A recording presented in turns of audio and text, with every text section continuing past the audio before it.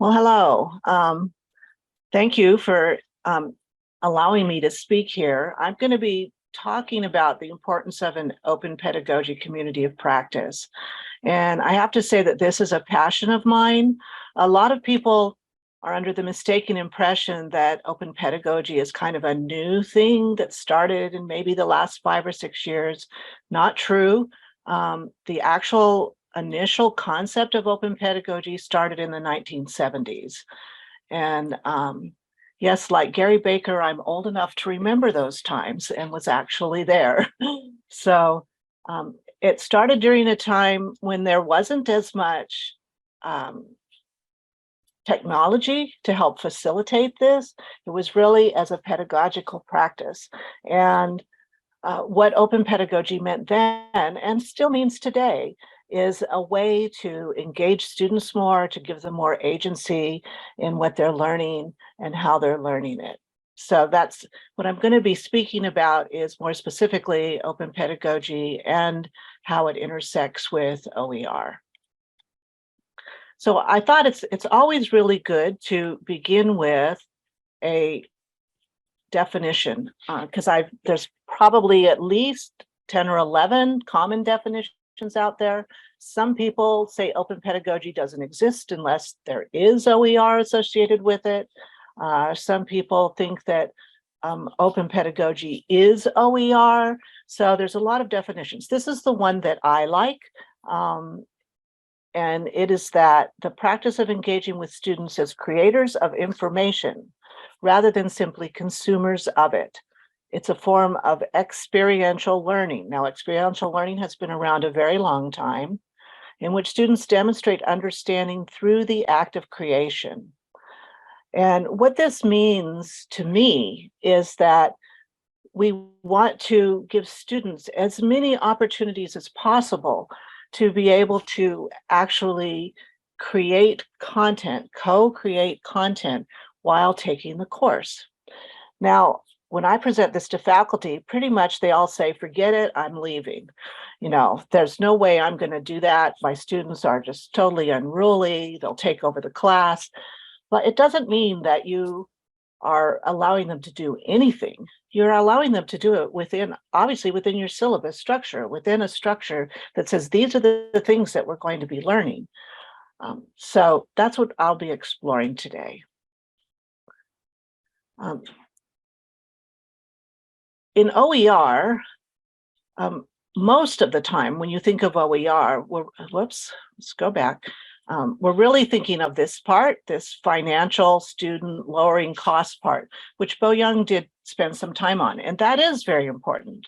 I can tell you, I'm the oldest of 9 children, and when I went to college, money was definitely an issue. And I was one of those kids that was going to the library to check out my textbook instead of buying the textbook. Or sometimes I would get together with 3 or 4 other students in my situation, and we would buy one textbook together and share it. So I do think that lowering the cost is very important. The other part that I think OER in itself, without pedagogy attached, can really provide us is better diversity, accessibility, and equity and inclusion. Most of the textbooks, certainly when I was going through college in the 70s, are written with definitely successful white privileged people in mind. And so for a lot of our students, that doesn't really help because they're not seeing people that they identify with represented at all. So those 2 things, I think OER can do really well on its own without necessarily pedagogy attached. The 2 things that I think OER doesn't do without pedagogy attached is providing deeper learning or better student engagement. It can, but on its own, that's not it. What I find is that a lot of faculty, when they first start looking at OER or start building it in their classroom, what they do is that they basically structure it like the textbook they were just using. And then they look for ways to kind of rewrite that in the same way. And so they rely on the same types of assessments, a lot of quizzes, self-grading types of things, a lot of essays. And they don't really offer their students a chance to engage with that through their own agency at all. So that's where I think open pedagogy can really add to that. And then, of course, in community college, it's really important for students to better be prepared for real careers. And all of you know, whoever went through college, I know when I went through college, no one really taught me about how to be in a business environment. I only learned that because I was also working, sometimes full-time, while going to college. And so I learned that on my own, but there were no classes that actually taught me that. How do you get along with other people that, don't really live in your world at an institution? How do you handle things like your boss being angry with you because you've made a mistake? There aren't a lot of things that teach you that. There are more now in community college, but it's still something that's lacking. But then the most important part about being prepared for real careers is students being able to have case studies or practice scenarios that they're actually going to face. And one of the ways that can happen is because students can help tell the faculty, this is what I'm really interested in. This is what I really need to know. And then asking them, okay, that's great. Let's have you develop that and share that with the class. So what are the attributes of open pedagogy that actually impact these things? Participatory technology. This is where it fits into our current technical world. So not I've given you a bunch of content and you're going to read it and then you're going to, get in a discussion and tell me what you just read, but something where people are interacting together, not just in asynchronous discussion, but perhaps preparing things together. People, openness, and trust. I don't know how many faculty think about that, but it does make a really big difference in the teaching. Innovation and creativity. One of the things that Bo Young brought up in her presentation and that Sue Wozniak's going to be talking about next is an open textbook that was created by students in the class and illustrated by art students. That is what a wonderful way to show innovation and creativity with the student voices. And so the more that we allow students to do that within the open pedagogy environment, the much better off they'll be. Sharing ideas and resources. And this can be sharing things for future students, having students create things during the class that they think will help other students who are going to come to the class later. So it's not something that you simply throw away, but something that you're reusing again and again, as well as having students actually go out and do the research and maybe present actual content to other students instead of the instructor or the faculty member having to do all of that. Obviously means connected community. I'm going to be talking about our community of practice and how we're running that. We already said learner generated. Reflective. I think a lot of faculty are pretty good about asking students to reflect on what they're learning. But again, the question is how to expand that to include some of these other things like the innovation and creativity and sharing that in longer term, even beyond the class and community as they're undergoing that reflective practice. And then this last one isn't always done, but I think it is equally important, and that is peer review. I think for a course that's developed and then going to be put into an OER repository, that it really is important to have peers who are reviewing it and giving feedback, and hopefully the person or the people who developed it together are then revising that course so that it really becomes something just like textbooks do in the commercial environment. They're always sent out for peer review, and it is that peer review that gives them the kind of the stamp of approval for other faculty to know, this isn't just Maggie going off on one of her crazy things about open pedagogy or how to teach, that no one else agrees with. So those are the primary important things to consider.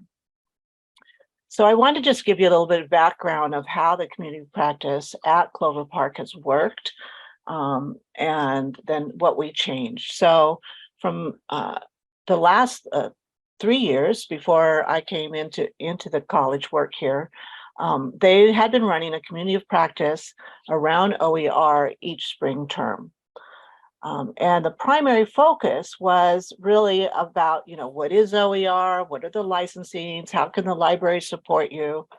And the people who participated in the community of practice, what their outcome was to create one piece of OER. And they kept it small, primarily to not scare faculty away by saying, we want you to do a whole course. So they did get a lot of things started that way, an assignment, a piece of content, maybe introductory material. A couple of faculty actually did go and adapt, a course or a textbook that already existed during that time. But for the most part, it was just very, very small projects. And it was difficult to get faculty to move from that small project to a larger project, like developing an entire course that was OER or adapting an existing course for them. And part of that was because these were only run in the spring. And by that time, any of you who are faculty, you know that by that time, you're really kind of thinking, when is summer coming and when am I going to get my vacation? I really don't have time to do a whole course right now. And then the final part is that we had a lot of faculty that had developed things, again, as I expressed before in the previous slide, that they were using the very same structure and what I call the pedagogical practice of teach and regurgitate and test, as opposed to looking at other possible types of pedagogical structures to use. So this year, we changed it to an open pedagogy focus with OER creation. And so we ran a community of practice. There were approximately 11 people total who participated in the community of practice, faculty from across the college. And out of that, 6 people actually did projects, and I'll share some of those in a moment. And the primary focus was to first help them understand open pedagogy, what that means, and to get them to include those within every lesson of an OER course.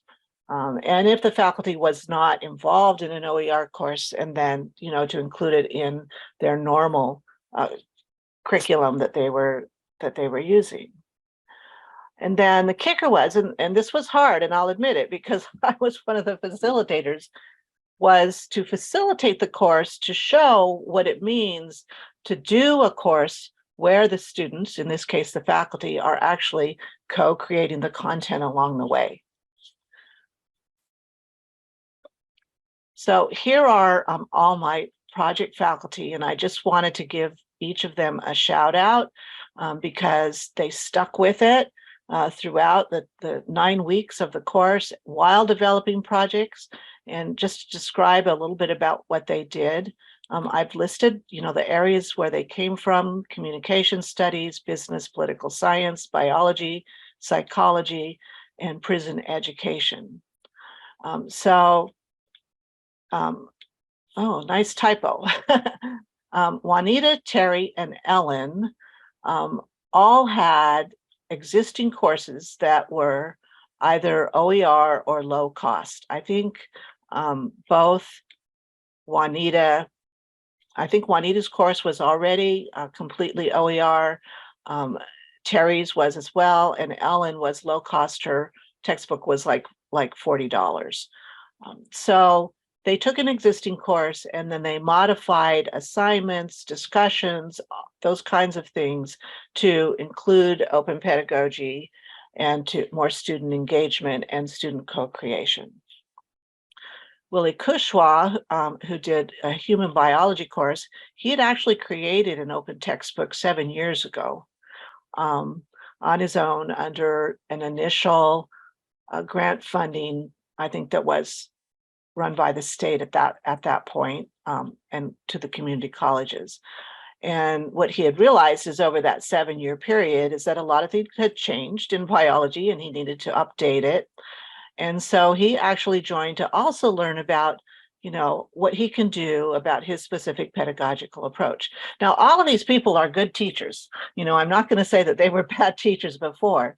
It's just that they didn't really think about how to engage students in a way different from the usual. And so, Willie primarily, he did a whole new textbook. It's about 800 pages, I think, for the human biology course, and updated it.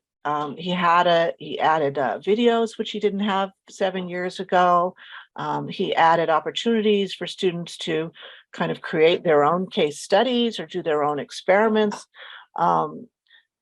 interviews with family members, things like this, and also to do what we call a take and teach, where they actually have to develop a lesson and teach it to someone, not necessarily in the class, but someone on the outside, and then report back on how that went. Kimberly Brown did a Psych 200, which is lifestyle, not lifestyle. It just went out of my mind. It has to do with how you grow from birth to death. So she has been teaching that course for 3 years, I think, and they had been using a textbook, and she wanted to create an entire OER course. And she looked and tried to see what she could adapt. She couldn't find an existing course that she could adapt that really met her needs. So she is taking several courses with materials, modifying and adapting them, and building that. Lauren Zaverill was working at Lynch, which is a prison in the Vancouver area, which is unfortunately being closed. But she has been an educator in the prison systems for more than 10 years. And she realized that as faculty came in to teach in the prison system, they really didn't have a clue about how different it was from teaching on a campus. And they needed to be prepared for the rules, the roadblocks, and also the many wonderful things that can happen. So she's been working on a kind of a 2-day faculty deep dive that could be done as a faculty development project. But she also, in the process, because she uses a lot of case studies in that process, has been working with students who have now been released from prison and are out in the world again, to help her develop this Own Voices case study packet to use with faculty. So that's kind of the student creation part. In the prison system, she's not allowed to use current stories of people who are still in prison. So they have to have already left in order for her to be allowed to use them. So that was a very interesting thing that she's doing. So these are the people who all had projects. And as I said, we had a total of 11. And so some of the people just came to learn, although they didn't necessarily do projects. Oh, and Terry and Ellen also collected what is called liquid syllabi, which is a way of creating a syllabus online outside of Canvas, outside of registration. So people don't have to have any credentials to access it, where students can just get to know them and who they are and how they teach and what's important to them in kind of an informal way before they ever go to registration. So, which is again, another kind of project related to that open pedagogy concept. So what happened? The first difficulty is, as you can imagine, faculty began from a place of feeling really uncomfortable with taking a course, the course that I was co-facilitating, with no set topics or expectations at the beginning. And that is, I mean, a truly open pedagogy approach with students needing to co-create with you. Now, it's not that we didn't have ideas about what we thought they needed to learn, but we wanted them to tell us what they thought they needed to learn. And, you know, we did give them prompts about, you know, do you know about this? Do you know about that? Do you have any interest in this? And we did provide the first week's information. And so we did start there. As we went along, they became much more engaged. And I really think that that represents probably what students would do. If you're a faculty member and you're saying, well, welcome to Psychology 200, human, you know, lifespan psychology. And the syllabus would have, you know, all the outcome expectations, you know, all of the learning goals, but you wouldn't have it there. And then you would say to your students, so instead of me teaching you everything, we're all going to teach together, and you're going to help develop this content as part of this course. I suspect all the students would kind of like go, whoa, I don't understand how this works. This is not like any course I've ever taken. So that is a very natural way for people to react to a complete open pedagogy approach. I'm not necessarily suggesting everyone should do that. I think it takes certain types of faculty that just feel really comfortable with the topic and feel that they can answer questions kind of on the fly, that they feel comfortable with change and positioning on a regular basis. But I think if you look at that as maybe the gold standard and then start backing out at what can you do to kind of ease yourself into that. So, which is what I hope that they learn during the course. Another difficulty is that we did have a faculty member who came, and I think she came because, you know, there was some money involved for her to participate. But she really came with a very specific belief that there's no reason to make any changes to her course because she's been teaching it for 20 years. And so therefore, and her students always give her good reviews. So there really was no reason for her to change. And so I think that would happen too, if anyone, you know, tried to run this course as well, is that there are faculty who don't want to change, and they're probably good teachers and they do get good reviews, but they usually don't sign up. But because we offered an incentive, she did. I can say that, you know, she did learn by the end that maybe there were some things that she could change for her own course. We did have several faculty that had signed up to do projects, but they dropped out because, again, it was in the spring term and they were already really felt overworked and didn't feel they could put in the time that was necessary. Part of that, I think, and I think many of you who might try this would have the same problem, is that out of all of our faculty, only one was a full-time faculty member. Everyone else were adjuncts. And I think this is pretty typical when people take on projects like this, because adjuncts are trying to learn and to be very involved so that maybe they'll get a full-time job in the future. But at the same time, adjuncts don't have all of those same protections in terms of, you know, time to create their work, time to look and reflect on it, you know, time to extra time to go about completely reworking a course. You know, most adjuncts come in, you know, their dean says, this is what everyone else is teaching, that's what they take, and then they go with it.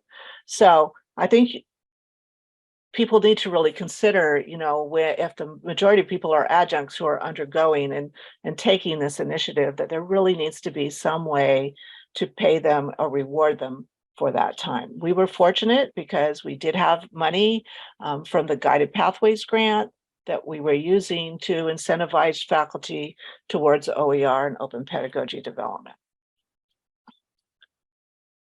In the beginning, no faculty really bought into the concept of students co-creating the majority of the course content. They were really, really afraid of that. So what are our wins? All participants said that they learned a lot, and some had never actually ever considered if they even had a pedagogy that they were using to teach their class. They all said that, well, I kind of taught it the way they told me to teach it. I used everything they told me to use. So that was very enlightening for them. By the end, all but one participant now believe that OER is actually the way to go, and that combining that with open pedagogy is a good practice. And they're all going to be looking to develop more OER in their courses now that they have an understanding of that's importance, and that it's not just one person saying, here's my crazy idea, why don't you go ahead and try that.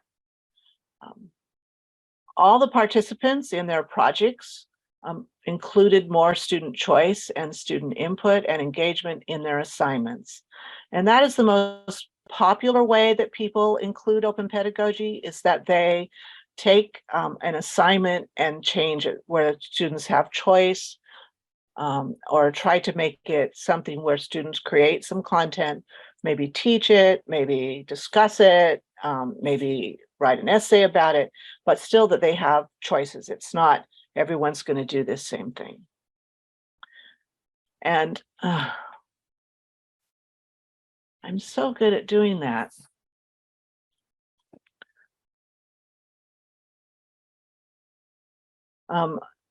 And at the end, we had all the participants do a little 5-minute presentation of what their project was, what they learned, and show pieces of it. And all the participants were very impressed with each person's project presentations, as they should be. People worked really, really hard on it.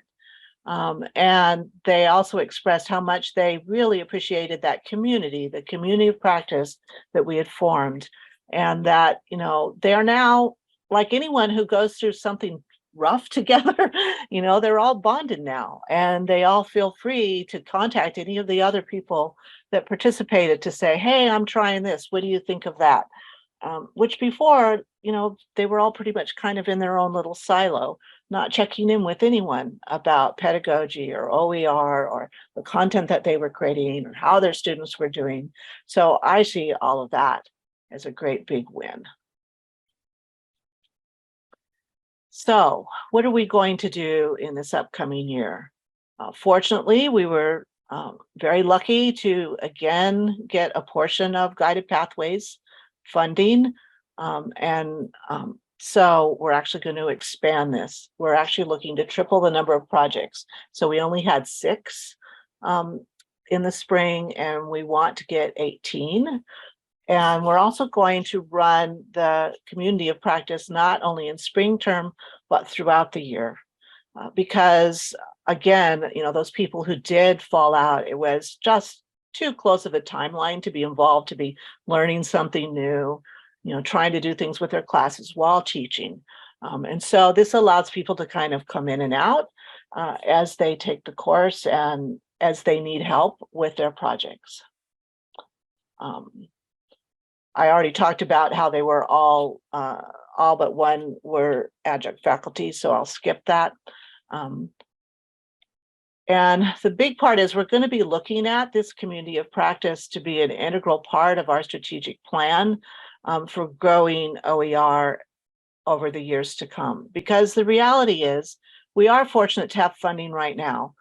I don't think that will be there forever. As you all know, funding comes in and out depending upon budgets and receipts for the state and interest rates and all kinds of other things. And I believe what a community of practice does, just like we found already with this group of 6, is it starts developing this group of people who rely on each other, who talk about it within their divisions and to other faculty. And eventually we should have enough. And maybe when we have this 18 added to the 6 already, enough to start making it its own engine where they're helping each other, where they're encouraging other faculty. One of our goals in this new year is to start bringing in an entire department with other departments so we can actually create a degree program that is OER, where every course required for that degree is OER. So in that way, you've spread out and you have so many people involved that my hope is that it will become the norm for how people develop courses or update courses in the future, instead of being the outlier that it is now, where you have to kind of like pull people in by waving money at them and things like that. So that's what my personal hope is. So I have provided some resources. I have a 60-page packet which reflects the 9-week course that we did for faculty development. So you can see what happened. And I put it into a Word doc so that it's very easy for you to copy and paste it into your own Canvas courses or wherever, however you would want to do that, to change things as it applies to your teaching or your institution. And please to give me feedback, because we are going to be, redoing it. This is a reflection only of those 11 people who participated and what they asked and wanted to do. So they would provide, every time we started, we would say, check in, how are you doing? What questions do you have from the previous week? Then we would go through what was prepared either by some of the faculty who participated, by myself, by Katie Anastasi, who was my co-facilitator, for that week, which they always looked at in advance. And then at the end, we would always ask, what questions do you have from what we talked about this time? And what do you need for next week? So literally it was being created week by week in this situation. So what you see outside of the first week and the 9th week, everything else was what the faculty said that they needed and wanted. So I'm now open for questions about any of the process or anything that we faced as you think it works.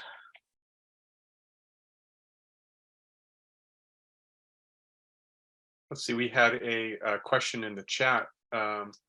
Meredith Chimedi is asking, how much was the stipend for faculty participation? So the stipend varied depending upon the size of their project. The maximum stipend we paid was $4,000, which was for 2 people who were developing an entire course. And then the other stipends were anywhere from $1,800 to about $2,500. So the way that we looked at it was a combination of what are you doing and how many hours do you think you're going to be able to put toward it during that term? And what's going to be the impact, on the students. We wanted them to promise to implement whatever it was they were doing by the fall, this coming fall term.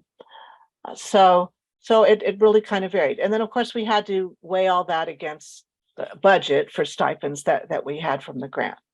Fortunately, we have, much more budget for stipends this coming year, but we will go through the same process. So each person filled out a form saying, this is who I am, this is the class I'm thinking of working on, this is what I need to do. And also, this is how many students take this class. And so all of those went into evaluating. Fortunately or unfortunately, we didn't have so many people apply that we had to turn anyone away. So we'll see what happens as we, make it for an entire year process coming up. Okay, great. We had Kristen asks, how did you market this to faculty, and did you have in-person meetings? Well, we have two things. I work remotely entirely because I actually live in Corvallis, Oregon. So I only come to like one in-person meeting a year. But what we do have at Clark is we have a committee for OER. And that committee has a representative from each major division or department across the college. Some of them are administrators, like a dean. More often, it's a senior faculty member, usually a tenured faculty. We don't meet that often, usually once a term, sometimes more, but they have been instrumental in being the advisors and being the disseminators of information from the beginning of the college's OER journey. So for example, when Bo Young was talking about the whole labeling process, they were the disseminators of that back to their department. So in the same way, as we've started these communities of practice, they've been the disseminators back to their departments. And part of what we ask them as being on the committee is to be advocates for us, and so to go back to their departments, and they know who their faculty are, and to say, hey, did you know about this? Would you consider that? So we do that. The other thing is that through the Teaching and Learning Center, which has a regular newsletter that goes out to faculty, covers everything from new learning opportunities to a variety of trainings, that some that are required, some that are voluntary. We put in regular postings of this is what we're doing, this is where you go to find out more about it. And I personally volunteered that if anyone wasn't sure they wanted to do it, I would meet with them via Zoom, and we would talk about what their project is and how long it might take and what it would involve and what kind of support we're going to give them. Another part of the grant is making sure that we can actually support them in this process, whether it's helping them with instructional design, with assignments, with research by a librarian as to where some of these other OER things might exist, all of that stuff. Right, it's interesting. We had another question from Jaya Rose. How would you address the students who want to know every assignment, due date, and topic at the beginning of the quarter? I could see students being uncomfortable with this, but I must add that I find this exciting as I love to be in the creative flow.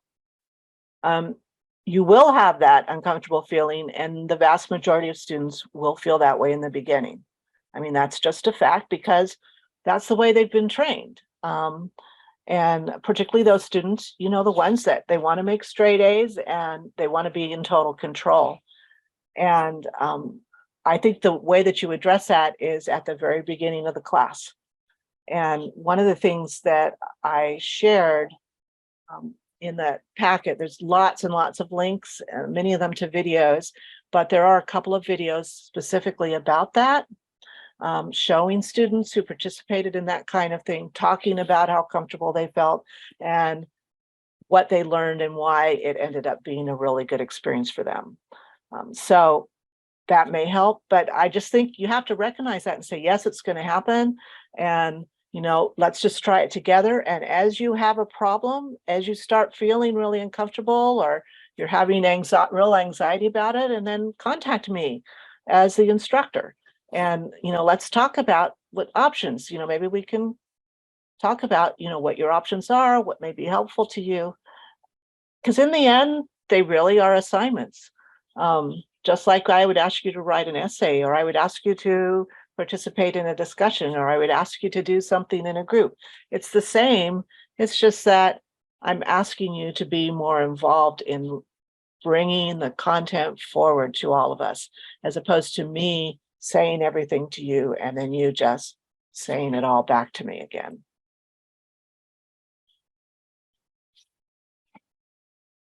All right, so let's open up to more questions. We have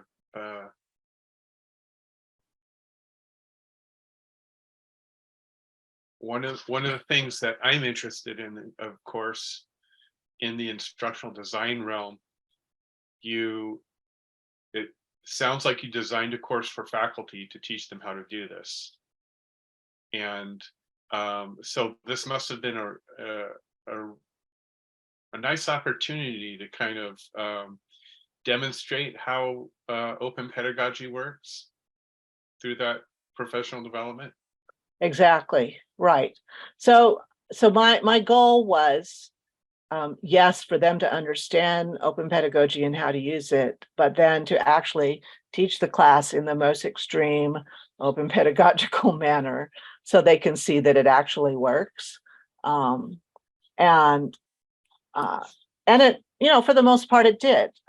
Again, faculty were very uncomfortable, just like students would be in the beginning. But as it went along, they felt more comfortable. For the faculty member who is preparing to do something like this, whether it's as extreme as I did or, something that's a little less, the key is you've taught this class maybe 100 times, maybe only 3 times, but however you've taught it in the past, what the content was. You already know where students are going to have problems. You already know what they really need to understand in order to move forward and to get the learning outcomes that you've created for the class. So all of that. So it's up to you to have all the resources available as you create this, so that let's say I'm teaching about how to make spaghetti without any pasta. So I may know how to do that.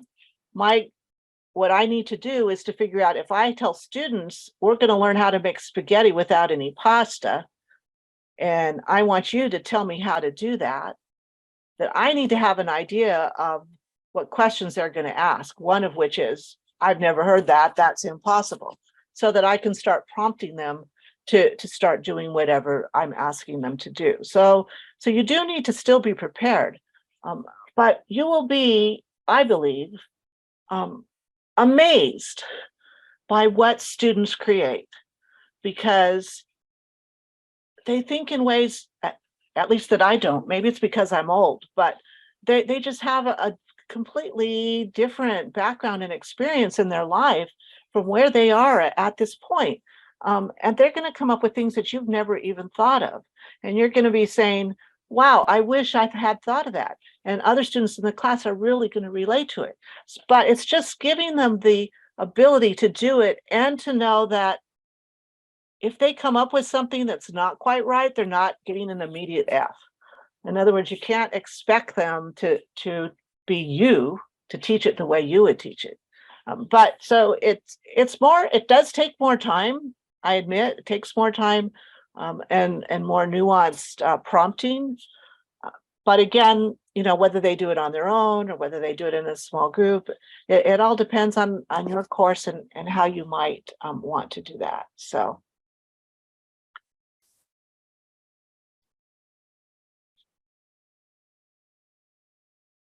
I just see that Jennifer posted that her spouse teaches with a collaborative grading structure, where students have conversations about their projects and negotiate their grades together. And that it does take time for them to get used to that. And I think in a lot of ways, thank you, Jennifer, that's really kind of what you're doing here too. And, and you can narrow it, it can be, come up with anything on how to make spaghetti without pasta, or you can narrow it and say, your choice is, you can come up with a recipe, or you can create a video of you trying this and how it turns out, or you can write up an essay of what you did in that project. So you can narrow it to like maybe 3 choices, but at least they have a choice in that situation.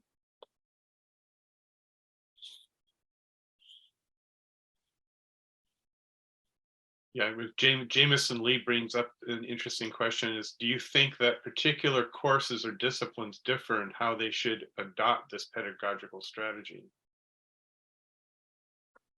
Uh, well, I mean, I have to admit, I believe everyone could do this. That said, I think certain very science-based courses with labs, like chemistry or biology or things like that, make it a little more difficult, because if you're asking people to, put things together in chemistry, and they have to have the materials, but they also have to have someone watching them so they don't blow the lab up, those kinds of things, certainly. But again, you can do it within that structured environment. As an example, in that lifespan development class that Kimberly Brown has been creating, she uses a lot of case studies from the literature. And so two things that she's doing to create this: one is, instead of her providing them with case studies, she's asking the students to provide the whole class with case studies as it relates to the topic. So it's teaching them to do research, to write it up, and to share that, which are some of the learning goals in that class. She also is asking them to create their own case studies. So to actually go out and ask questions or do a survey or talk to people and come back and share those. So that's a different way of approaching that. Can you do that in biology? Can you do that in chemistry and physics? Sure, you can, because they're all experimental. They're all using the scientific process. It's just a matter of how you create the assignment so that A, they have the ability and the likelihood of succeeding with it, and B, that they're not going to go so far off track that someone's going to get hurt. Yeah, some of the projects that I've seen that I find really interesting in Open Pedagogy is students helping faculty create textbooks. And one of the, a couple of really great examples I've seen was at Humboldt State. There was a communications class that was focused on pop culture. And so there's no way the faculty had time to really stay tuned into pop culture about how things were happening. And so they'd have the student assignment would be to update the website or the wiki on what the latest trends in pop culture were. And so the textbook was revised every quarter, and the final assignments were free for the senior students to teach the new students how to update the wiki and how to do the same kind of research. Oh, that's an excellent example. That's wonderful. And you do see, when you start looking at the literature today, that a lot of assignments do involve things like Wikimedia, and updating that, and actually public facing content that the students are creating, blogs, perhaps blog posts, things like that. So all of those are possible. The one thing to watch out for that is that students, you have to spend some time with students so they understand completely, what their rights are around copyright, and if they want to make this public, or if they want to make it available, in an OER type format, so that they actually can make a conscious choice about that, because some people won't feel good about doing that for many different reasons. So you have to be able to accommodate that as well.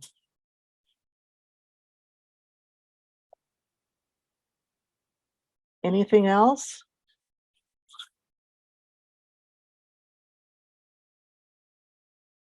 Yeah, feel free to unmute and ask a question. Have any questions? We have some great discussion in the chat as well.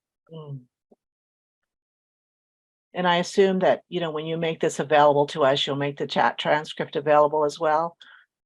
Oh, yes. Yes. Okay. Yeah, so I'll have your slides, your packet, and we'll have the chat too. So the packet that Jeff is making available, that I've put out there, has all my contact information. So you know, if you want to follow up with me in any way and ask questions, please feel free to do that. I'm very passionate about just sharing the whole open pedagogy idea, and always looking for feedback and more ideas. So thank you very much. Thank you, Maggie.